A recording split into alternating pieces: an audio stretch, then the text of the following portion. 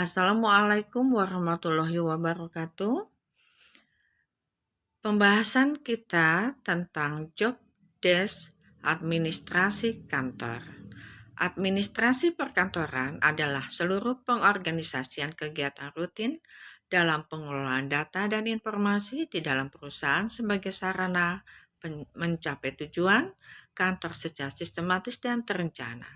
Mereka yang ada di posisi ini merupakan seorang perencana, organizer, pengarah, penyelenggara, dan pengawas berbagai pekerjaan serta tata tertib yang ada di lingkungan kantor. Secara teknis, pegawai administrasi perkantoran akan melaksanakan kegiatan operasional, menyusun laporan, dan menciptakan suasana kerja yang efektif dan teratur. Beberapa ahli juga mengemukakan pendapatnya mengenai pengertian administrasi perkantoran. William Sprinkle dan Ernest DeVue menyatakan bahwa administrasi perkantoran adalah kegiatan yang memberikan tujuan pada seluruh kegiatan operasional. Arthur Granger menyatakan bahwa administrasi perkantoran berfungsi untuk melaksanakan komunikasi kantor dengan tepat dan tata pelayanan kegiatan dokumentasi. 10 tugas administrasi perkantoran. Menyusun agenda kantor, menerima panggilan telepon, data entry, mengumpulkan dan mengarsipkan data, membuat laporan, mengawasi pekerjaan di area kantor, melayani pelanggan, notulensi rapat, koordinasi dengan staf lain, dan lain-lain. 1. Menyusun agenda kantor. Sebuah perusahaan yang kecil jarang memiliki seorang sekretaris, pegawai, atau staf perkantoran akan berada di posisi tersebut.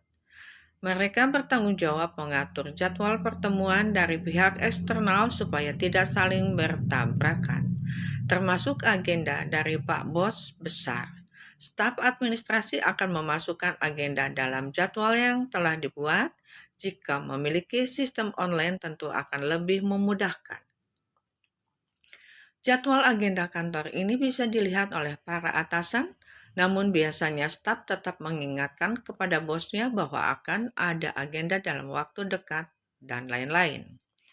Kemudian pada saat hari H, administrasi perkantoran akan meneruskannya ke pihak internal yang bertugas untuk melakukan pertemuan. Tentu saja untuk mengatur jadwal yang begitu bukan sesuatu yang mudah.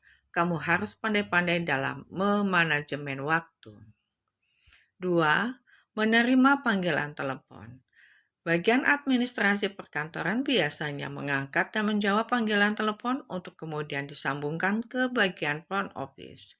Namun tidak jarang kalau tugas ini khusus diberikan untuk staf administrasi perkantoran. Tugas penting lainnya yang harus dilakukan ketika menerima telepon adalah memberikan pelayanan yang ramah dan alur komunikasi yang jelas. Apabila perlu, informasi yang mendadak dan harus selalu diingat bisa dicatat di sebuah kertas memo. 3. Data entry atau memasukkan data. Informasi lain yang berhubungan dengan data pelanggan dan seluruh transaksi perusahaan diserahkan kepada staf administrasi perkantoran untuk diinput dan direkap. Diperlukan koordinasi dengan divisi lain yang akan mengirimkan data kepada staf administrasi perkantoran dengan keperluan data entry. Rekap akan disalurkan kepada divisi akuntan. Namun, apabila staf administrasi perkantoran merangkap sebagai akuntan, cukup dipastikan agar dapat disimpan dengan baik. 4. Mengumpulkan dan mengarsipkan data. Sebelumnya, data entry diperuntukkan bagi data yang sifatnya elektronik dan berada di komputer. Arsip elektronik harus dijadikan satu folder sesuai kriteria tertentu agar tidak kesusahan ketika mencarinya. Selain itu, data-data fisik seperti kwitansi, struk, surat pajak, surat jalan, dan invoice pembayaran bisa diarsipkan menggunakan map. Kemudian diletakkan di ruangan khusus arsip dalam wadah yang sudah disediakan. 5. Membuat laporan. Seluruh aktivitas produksi di lingkup kantor akan diketahui oleh administrasi kantor. Dari situlah mereka akan menangani laporan produksi, pemberian gaji, dan pengiriman dari perusahaan untuk dilakukan verifikasi dan evaluasi yang memadai. Laporan akan ditinjau kembali kelengkapannya sehingga dapat dievaluasi mengenai kinerja karyawan dan sejauh mana hasil yang sudah diperoleh oleh kantor tersebut. 6. Mengawasi pekerjaan di area kantor.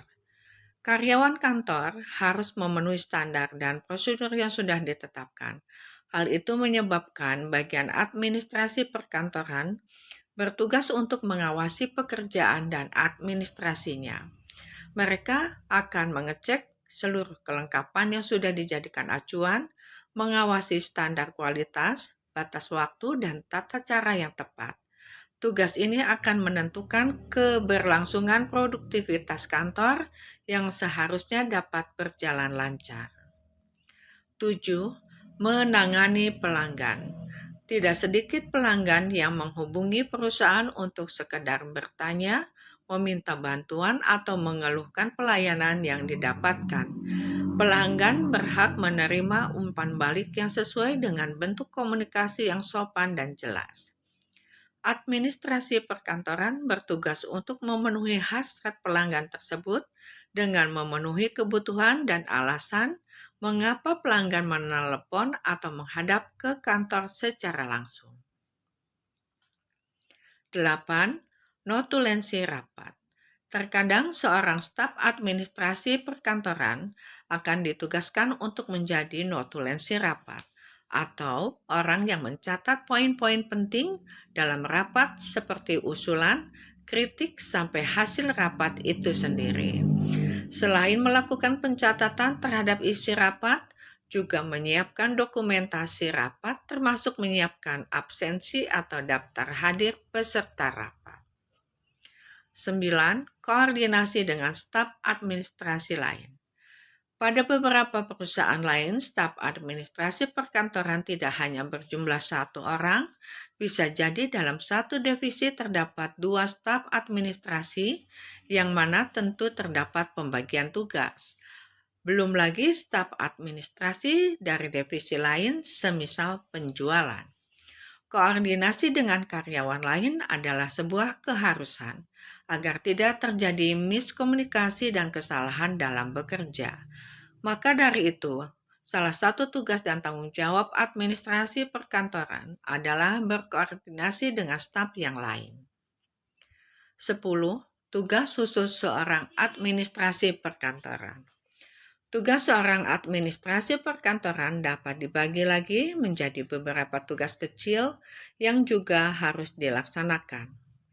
Membimbing dan mengarahkan karyawan yang mengalami kesulitan dalam bekerja, kemudian memberikan solusi yang tepat untuknya.